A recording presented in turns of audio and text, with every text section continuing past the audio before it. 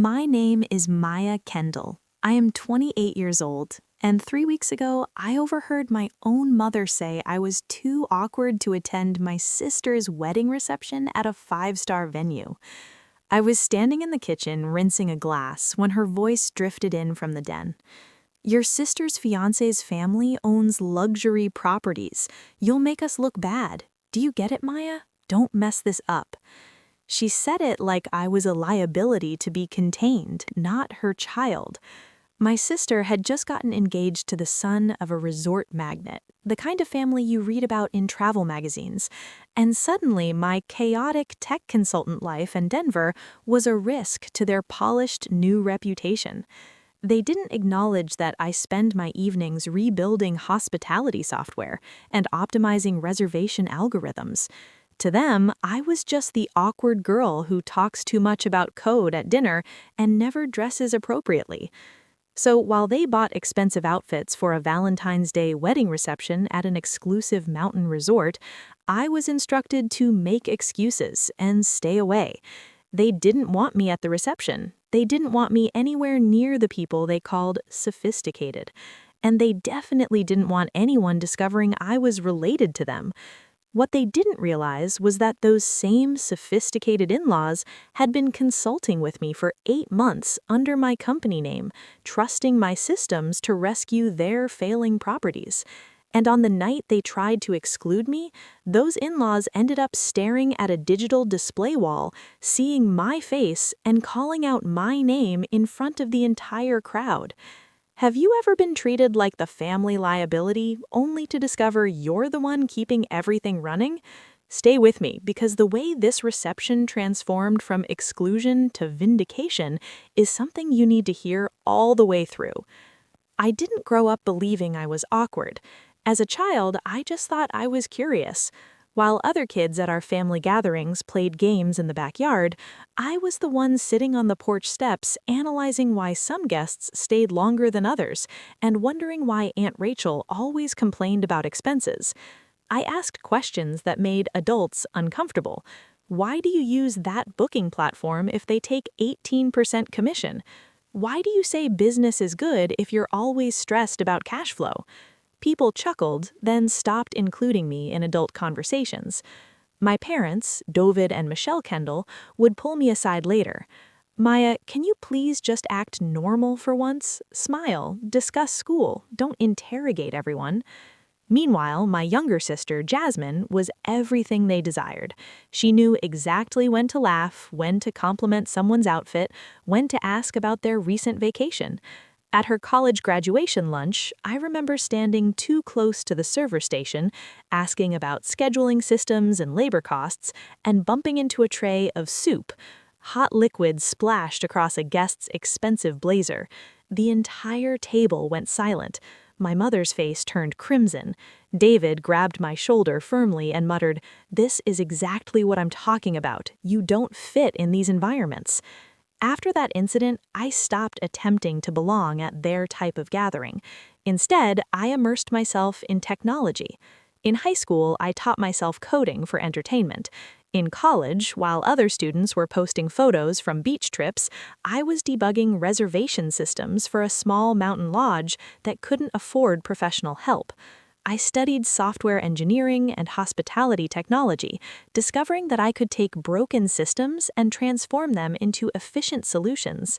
Hotels and resorts started approaching me with the same challenge: too many technical failures, not enough direct bookings.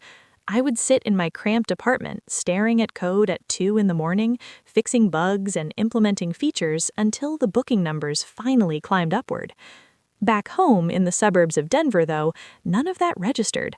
When I mentioned securing my first major client, my mother smiled vaguely and said, "So you're still doing that freelance thing?" My dad dismissed it. "It's just a phase. She'll find a proper job eventually." Jasmine, on the other hand, went directly into hospitality management after college, joined a boutique hotel group, and immediately became the favorite again. My parents introduced her to everyone as our future general manager at an upscale property in Colorado Springs, our pride and joy. When I appeared at family dinners in hoodies after a 14-hour day consulting for 4 different resorts simultaneously, my mother whispered, "Could you at least pretend you're not working from your apartment?" At some point, something in me shifted. If they were never going to recognize my value in person, I would build it quietly, behind the scenes. I registered my own consulting firm, Kendall System Solutions, and started declining when my parents tried to force me to events where I knew I would be the joke. I chose code over cocktail parties, algorithms over polite chit-chat. And while they were busy promoting Jasmine's image, I was slowly learning something they had no clue about. In the right hands, technology can change the trajectory of an entire hospitality business. The question was, what would happen the day my technology collided with their obsession over appearances? The first time Sterling Peak Properties came into my world was because someone else was panicking. I was in my apartment one cold Denver morning, half focused on debugging code, when an email appeared with the subject line, "Emergency, large resort group system failure. Can you assist?" A small tech agency I had contracted with previously was in crisis. They had a client whose booking system had collapsed during peak season, a luxury brand with expensive infrastructure and even higher expectations. They needed someone who could diagnose the disaster quickly. That client was Sterling Peak Properties, though at that moment it was just a logo and a name in an attachment. A few hours later, my phone vibrated. "This is Marcus Sterling," the voice said, controlled but strained. "We've been told you can salvage impossible technical situations." I sat up straighter. "No video call," he added quickly. "Our internet is unstable right now. Let's just keep this audio only." That was perfect for me. I preferred not being visible. Over the next 90 minutes, he explained everything. Their reservation platform was crashing during checkout. Competitors were capturing their market share, and the last tech firm had consumed a 6-figure budget with almost no results. "We need someone who actually understands hospitality systems, not just generic developers," he said. "Can you access our infrastructure, identify what's broken, and repair it?" I should have felt intimidated, but what I experienced was something else entirely: focus. This was just a much larger version of the same problem I had been solving for years.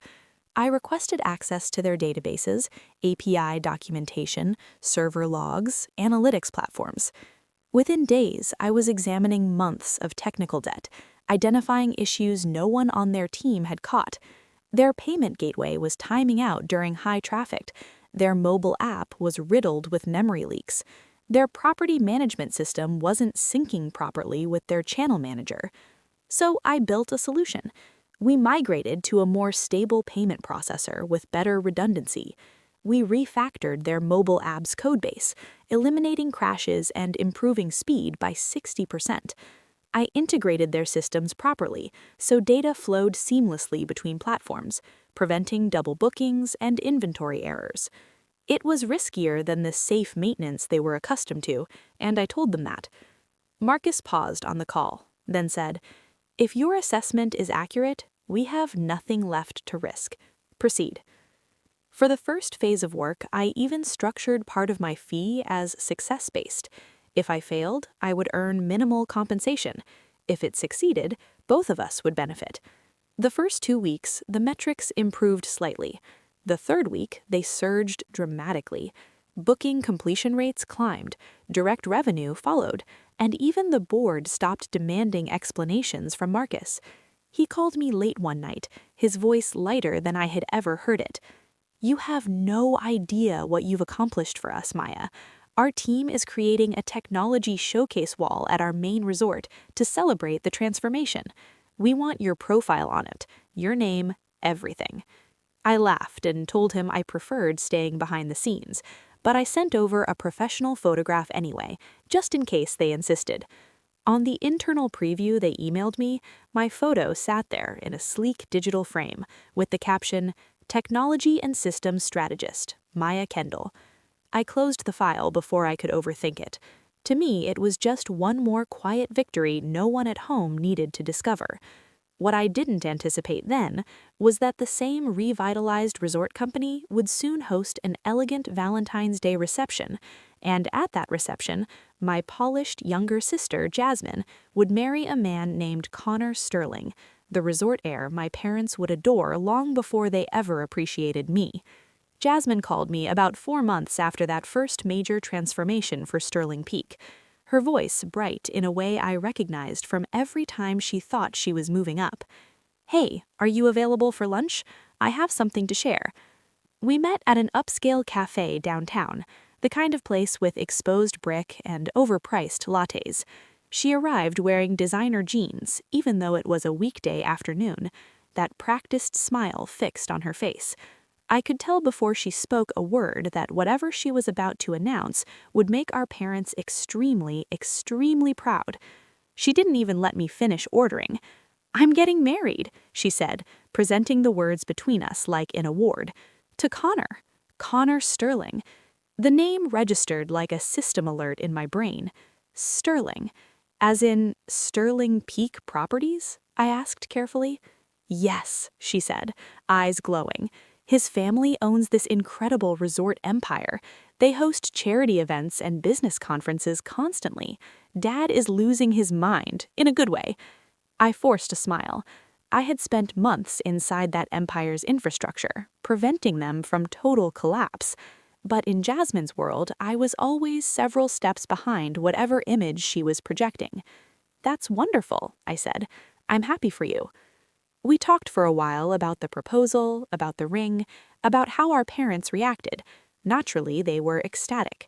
This is the kind of connection they'd always fantasized about, the golden gateway into the world they admired from resort brochures and lifestyle magazines. It wasn't until Jasmine finished her story that her demeanor shifted, as if she'd been saving the difficult part for last. "So, there's a Valentine's Day wedding reception," she began, tracing the rim of her cup, "at one of Connor's family resorts in the mountains. It's going to be massive. His parents are inviting investors, industry leaders, some local officials. It's a significant event." I nodded, waiting for the part where she asked if I needed help with accommodations or outfit suggestions. Instead, she cleared her throat. "Look, Maya," she said, and my stomach dropped. "I think it might be better if you skip this one." I stared at her. "Skip it? It's your wedding reception." "It's a very specific crowd," she said slowly. "Connor's family, their associates, they're accustomed to a certain atmosphere. You know how you are in those situations." "How I am?" I repeated, my voice harder. She raised her hands defensively. "You talk about technical stuff nobody understands. You make people feel uncomfortable. You don't really know how to socialize properly. Mom thinks it might be too overwhelming for you." "Too overwhelming for me, or too embarrassing for you?" I asked. She flinched, which revealed everything I needed to know. "Maya, I work with resorts and hospitality technology for a living," I wanted to say. "I know more about the kind of people you're trying to impress than you realize." But she just kept talking. "We only get one opportunity at a first impression with Connor's family. They're sophisticated, Maya. They're used to certain etiquette, certain presentation. Mom and Dad are already anxious. They think it's safer if you don't attend." Safer, like I was some unpredictable variable that might crash their perfect event. I laughed, but it sounded hollow. "So I'm not invited to my own wedding reception because I don't fit the presentation?" She couldn't look at me directly. "It's not like that," she muttered. "We'll have a smaller family gathering afterward. Just us. You know I care about you, right? You know this is just logistics." When I returned home, my parents were in the den, voices hushed and urgent. I stopped in the hallway, unseen. "Your sister's in-laws are sophisticated," Dad was saying. "We can't risk Maya rambling about servers or critiquing someone's booking system. She'll embarrass us." Michelle sighed. "She doesn't intend to, but this could be Jasmine's gateway into something exceptional. We can't let her ruin it." The words hit harder than any physical blow.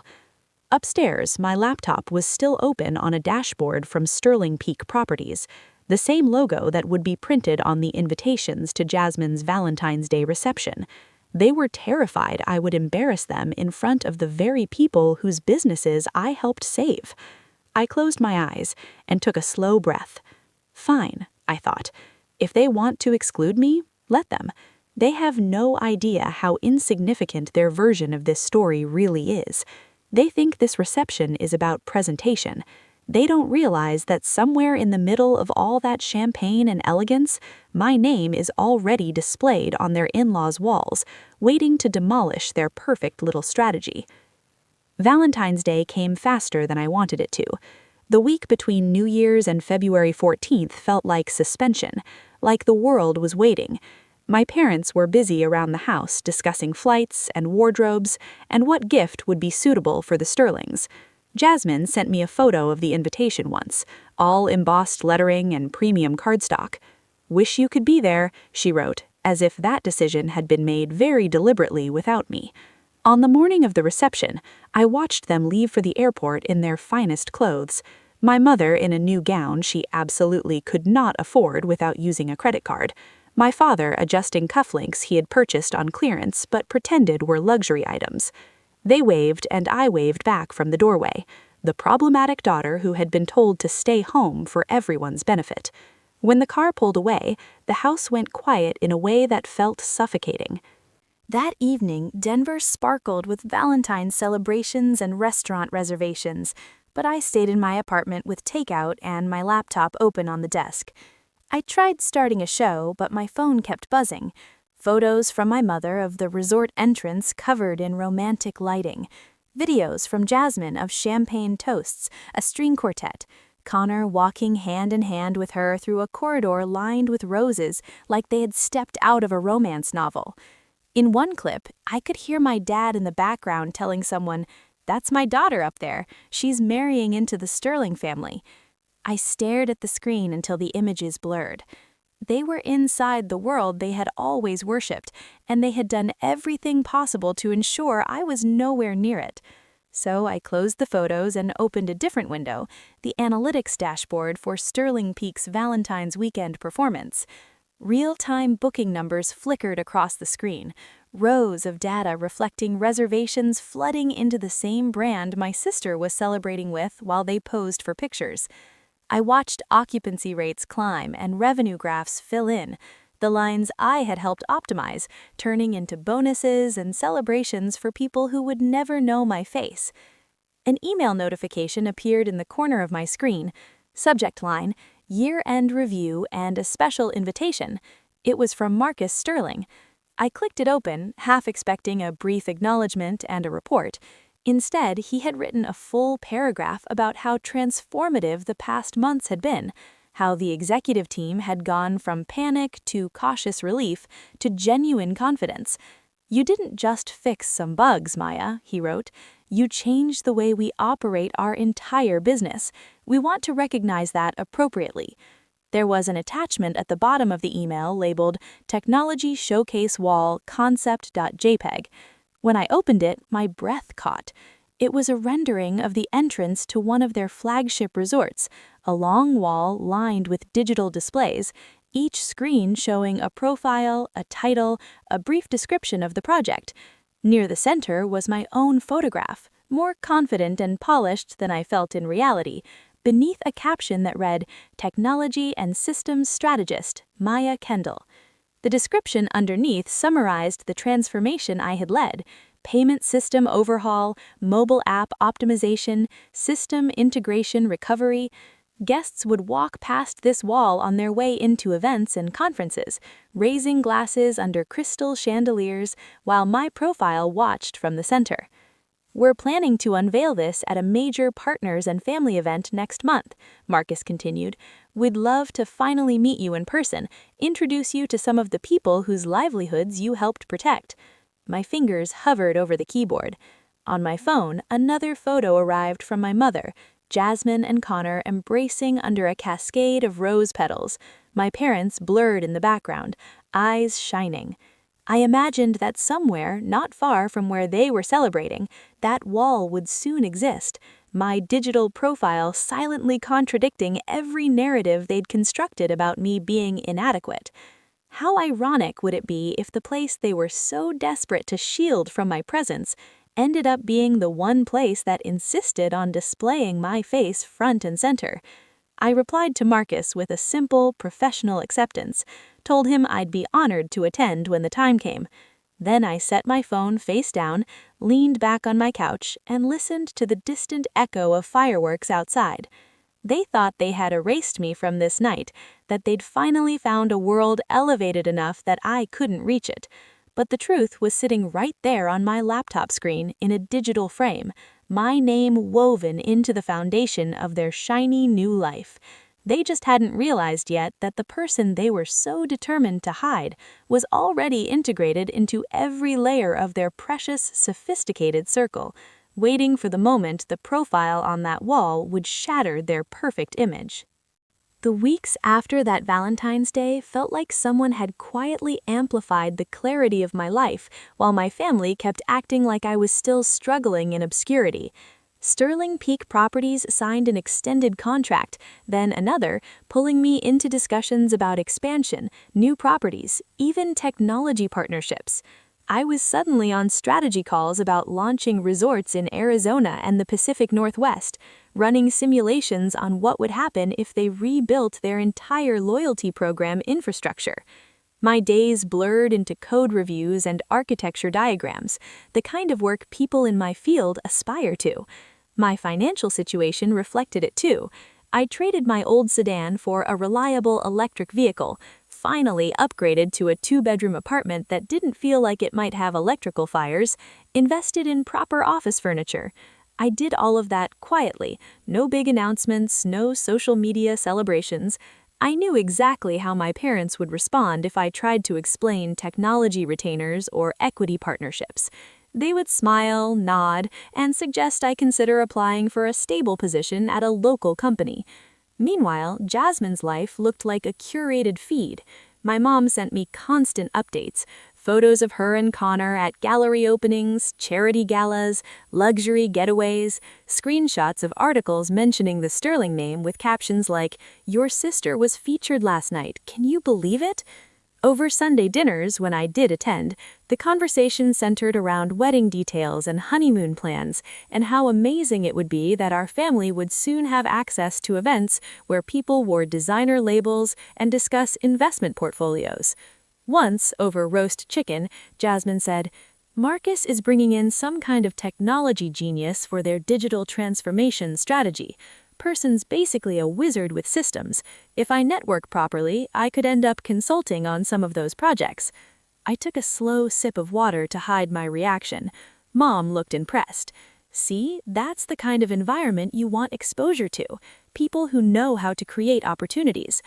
I wondered what she would say if I told her the so-called wizard had spent that morning debating with Marcus about whether we should implement blockchain for their loyalty program or stick with traditional databases. And that wizard was me. But I didn't say anything. Let them discuss proximity to success. I was busy building it. One afternoon in early spring, an email arrived from Marcus's executive assistant that made me sit up straighter. "We're finalizing arrangements for the Partners and Family Gala at our flagship Colorado property. It's both a celebration of this year's transformation and a reception honoring Miss Jasmine Kendall and Mr. Connor Sterling's marriage. Marcus and Victoria are especially excited to recognize you that evening. They'd like you prominently featured when we unveil the technology showcase wall." Attached was the official invitation, embossed and substantial even through the screen. My name was printed near the top of the guest list under a section labeled Strategic Technology Partners. My sister's name sat lower under Family of the Bride. For a moment, I just stared. I hadn't heard from my parents yet about this event, but I could imagine the conversation. They'd boast about being invited to an ultra-exclusive gala at Connor's favorite resort. They'd discuss how limited the guest list was, how only the right people were permitted entry, and somewhere between the speeches and the champagne, they'd strategize to quietly keep me out of the picture again. The difference this time was simple. The Sterlings were not inviting me as Jasmine's awkward sister. They were inviting me as the person who had changed the trajectory of their business. I called Marcus to confirm arrangements, keeping my voice steady. He sounded genuinely excited. "We've been telling everyone about you," he said. "I can't wait to see their faces when they realize the person behind those systems is real." I hung up, leaned back in my chair, and let the irony sink in. My family had spent an entire year trying to manage me out of their perfect narrative, convinced I would embarrass them in front of their sophisticated in-laws. But at this gala, in that glittering resort, there would be no hiding me. My face would be waiting for them the moment they walked through the entrance, displayed digitally, my name etched in pixels. They thought they were ascending into a world where I didn't belong. They were about to discover that world had been mine long before they ever entered it. The Sterling flagship in Colorado looked exactly like the kind of place my parents fantasized about when they flipped through glossy magazines. Marble floors, towering mountain views through floor-to-ceiling windows, the kind of floral arrangements that probably cost more than my first laptop. The night of the gala, the air was crisp and humming with wealth. Staff in pristine uniforms moved like choreography, guiding guests toward the grand ballroom. I arrived early as requested, not as Jasmine's sister, but as one of the strategic technology partners. A coordinator handed me a badge with my name printed in clean black letters. Maya Kendall, Technology and Systems Strategist. Seeing it made something shift in my chest. For once, my identity wasn't being minimized into, "She does some computer stuff." Inside the foyer, the technology showcase wall stretched along one side, just like the rendering. Digital displays, soft lighting, each profile telling a piece of the company's survival story. My display sat near the center. My photo, my name, my work. Marcus and Victoria came over, all smiles and genuine warmth. They introduced me to board members, department heads, people whose livelihoods were tied to decisions I had helped shape. For the first hour, I forgot about my family entirely. I talked systems and future plans and laughed at a CTO's joke about legacy code. I was in my element. Then I heard my mother's voice. It floated in from the lobby, high and nervous. "Oh, this place is stunning. Jasmine, look at those windows." I turned just enough to see them enter. My dad in a suit that suddenly looked cheaper under the chandeliers. My mom clutching a clutch purse like it might escape. Jasmine and Connor walking ahead like they belonged there. My instinct was to shrink back, to move behind someone taller, but the staff had already been briefed on who I was. One of them stepped forward, smiling at me. "Ms. Kendall, can we get you near the wall? Mr. Sterling wants you close for the unveiling." So instead of hiding, I found myself standing just a few feet from my own digital display as my family crossed the foyer. They didn't see me at first. Their eyes were on the decor, the people, the promise of what this night meant for them. Victoria gently tapped her champagne glass, calling for attention. Guests turned toward her, her voice softening to a hush. "Thank you all for being here," she began, her voice clear. "Tonight is about family and partnership, about the people who held this company together when things looked impossible." She gestured toward the wall. "Over the last year, we built this to remind ourselves that technology is not just code, it's people. People who transformed everything when we needed it most." She stepped closer to my display, smiling. "One of those people is someone very special to us now." She pointed right at my profile. "This is Maya Kendall." The floor seemed to tilt for a moment. My parents froze mid-sentence. Jasmine's head snapped toward the sound of my name. Victoria read the caption aloud. "Technology and Systems Strategist, the mind behind the transformation that kept these resorts operational when our systems were failing. You have no idea how often we've said her name this year." She turned, following the line from the display to where I stood. Then her eyes went wide, like she'd just solved a puzzle she hadn't realized was there. "Maya," she said, and then louder, full of delight. "Maya Kendall, you're here. You're Jasmine's sister." Heads swiveled. Dozens of people turned to look at me, then at Jasmine, then at my parents. The silence that followed said more than any speech. Marcus stepped up beside Victoria, his gaze landing on my family with professional politeness that had just turned sharp. "You never told us your daughter was our Maya," he said to my parents. David opened his mouth, shut it, looked like he wanted to dissolve into the marble. My mom stammered. We we didn't realize you knew her like that. She does some kind of freelance work. We didn't think it was, relevant for tonight." A few nearby guests exchanged looks. Marcus's jaw tightened just enough for me to catch it. "Relevant?" he repeated. "Without her, this gala doesn't happen. These systems don't stay operational. Half the people in this room would be scrambling for solutions." Victoria laughed lightly, trying to soften the tension, but her words carried weight. "We've been praising her for months," she said. "I can't imagine not celebrating someone like Maya." Jasmine's face went pale. She looked at me like I had betrayed her simply by existing. "Maya," she said under her breath when she finally reached me, "you didn't tell me you were working with them." I held her gaze. "You didn't ask." Later, away from the crowd, my parents cornered me in a quiet hallway. My mom's voice shook. "You made us look like fools," she whispered. "We had no idea." I cut her off gently. "No idea that I mattered to them, that my work mattered, or that your awkward daughter became the person holding up your precious in-laws' empire?" My dad tried to recover his authority. "You could have warned us, Maya. We would have prepared differently." I almost laughed. "Prepared how? By inviting me this time? By pretending you were proud?" Jasmine stepped forward, eyes glassy. "Look, maybe we handled things wrong," she said, "but you know how Mom and Dad are. We just wanted everything to go smoothly. You do," she added quickly, "right?